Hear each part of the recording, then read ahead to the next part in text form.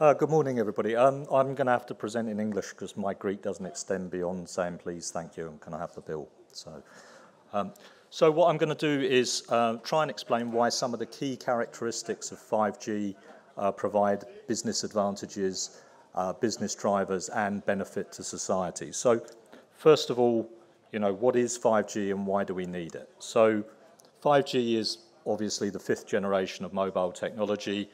We started with 4G in 1980, so we have a cycle of every 10 years having a new technology effectively in mobile technology.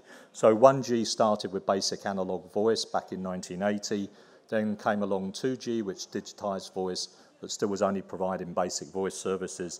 Then we moved to 3G, which started providing some basic internet connectivity, but was not really, an internet-like experience.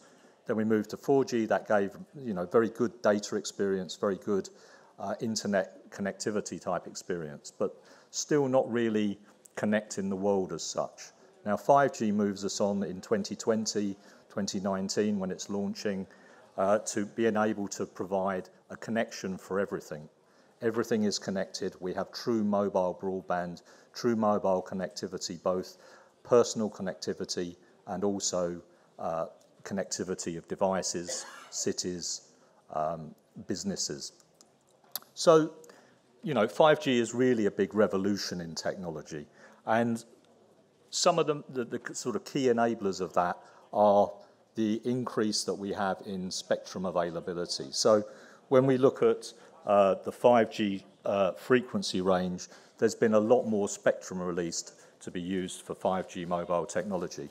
And that spectrum's released in larger chunks per carrier, which means that what that means for the user is you've got much more bandwidth, much more bits per second or megabits per second for each user, for each service, or in fact with 5G, gigabits per second per service. So you get a very much better user experience in terms of very high definition video, for example.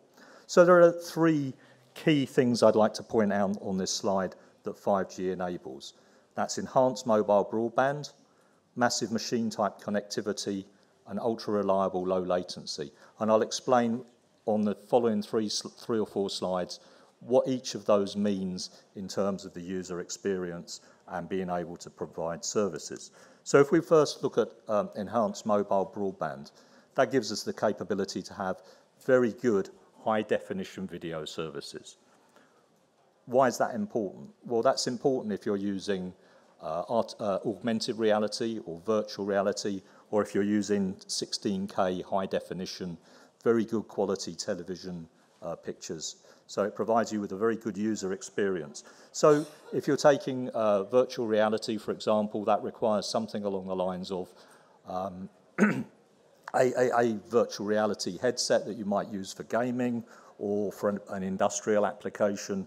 That typically takes around 5 video streams of high definition video, which goes up into the gigabits range of capacity. So you need very high bandwidth to provide and use those sorts of services. And if we're using those services for remote driving, for example, or if we're using those services for interactive gaming or very high definition video broadcasts for sports matches, for example, where we might want to see multiple angles of a game, then you need this very high bandwidth. And 5G provides that. 4G only provides 10, 20 megabits per second.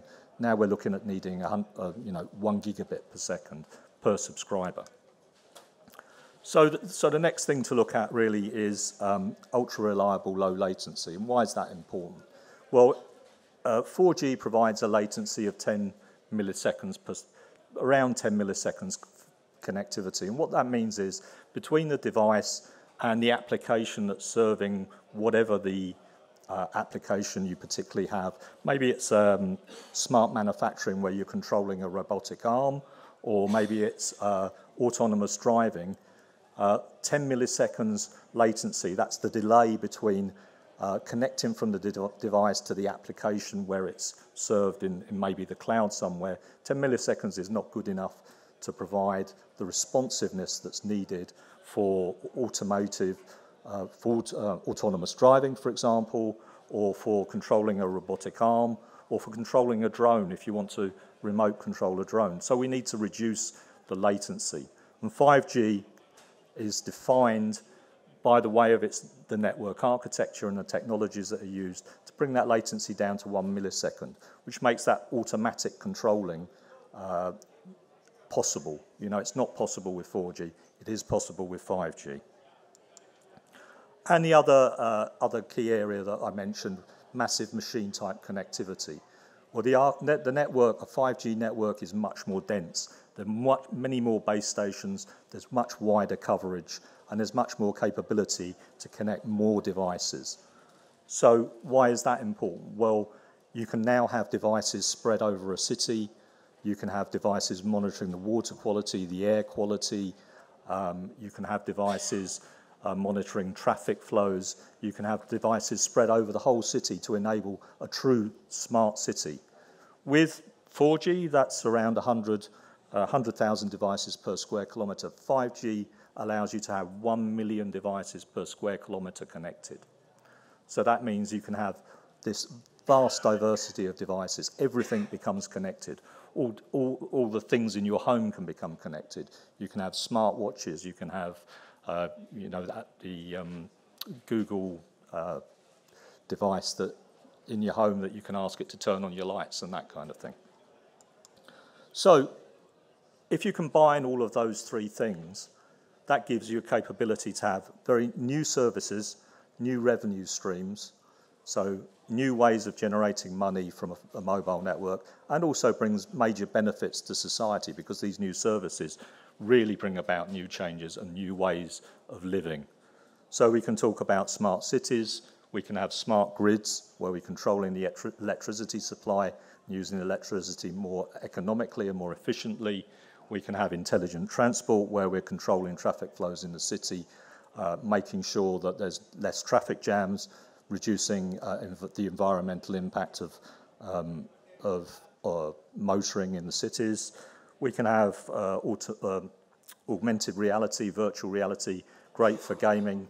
Again, gaming needs to have a good experience with virtual reality requires both high bandwidth but also low latency because virtual reality, when there's high latency, provides a very bad experience, makes people feel sick and dizzy when they're looking at these video things. So having low latency is important for that. We can control drones remotely, use drones for monitoring the environment, monitoring water quality, for example.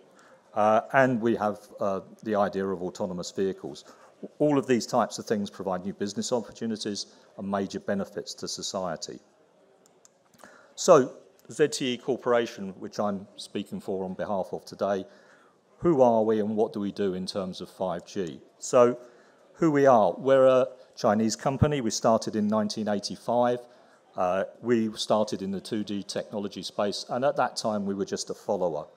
We provided 2G technology, basically following the standards of the industry, and we were a domestic provider in China. Then we moved into 3G, we moved into the Asia-Pacific market, the Africa market, parts of Europe. We covered 140 countries by this time with 3G, so we were growing as a company. In 4G, we became a major player.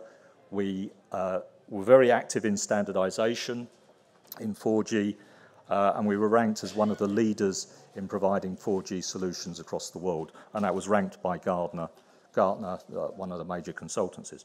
In 5G, we see ourselves as one of the pioneers. We're very active in standardization. We lead some of the standardization, and we're very cooperative in the industry, gathering the requirements, understanding the requirements of industry. We work a lot with vertical industries in understanding what their requirements are for providing 5G and what their requirements are for 5G services. So this looks a little bit technical, this slide. I don't intend to go too much into technology. The point I'm trying to make on this slide is we provide full end-to-end solutions, so we do all of these layers. So in the access layer, we provide the radio access network, massive MIMO, even fixed network technologies, which can be combined for fixed mobile convergence, so you're running effectively fixed networks and mobile networks on the same 5G basis. We provide the data center infrastructure, but also the core mobile network applications for the core network. And they run on they're all virtualized now. Everything is virtualized, everything is run in the cloud. It's run as software, and we provide both the core network components and the infrastructure for running the cloud data centers. We provide the transport layer technologies, so what connects from the mobile base station back to the cloud core network, and we provide specific technologies that reduce that latency. So reducing the latency, as I mentioned before, is very important. And we provide service orchestration. So service orchestration allows you to automate the rollout of a service. That's very important in 5G. Time to market, automating it, reducing cost is very important. So we provide a full end-to-end solution. We are very active in innovation and development in the standards space. So we're a member of the 3GPP. We've done a lot on new radio standards. The numbers speak for themselves here. Okay. Just to point out, we're quite proud of this. At the SDN NFE World Congress in 2018, we won 6 awards, including for our core network solutions for 5G, for distributed cloud, and for our orchestration solution. We have a first mover advantage, we believe. We're accelerating the commercial processes. We've been very active in China. We're doing 5G device testing with Qualcomm and China Mobile. We did the first voice call in China. We did the first sliced network end-to-end service provided. We're working in Europe with globally with 20 plus global operators at the moment, trialing 5G and going to commercial rollout. And just to show that we are actually present in Europe, we're doing with Windtree in Italy. We have a 5G incubation test lab where we're doing 5G deployment. We're doing field tests with non-standalone currently, field tests moving to a standalone deployment, and we're then moving towards commercialization. So that concludes my presentation. Thank you.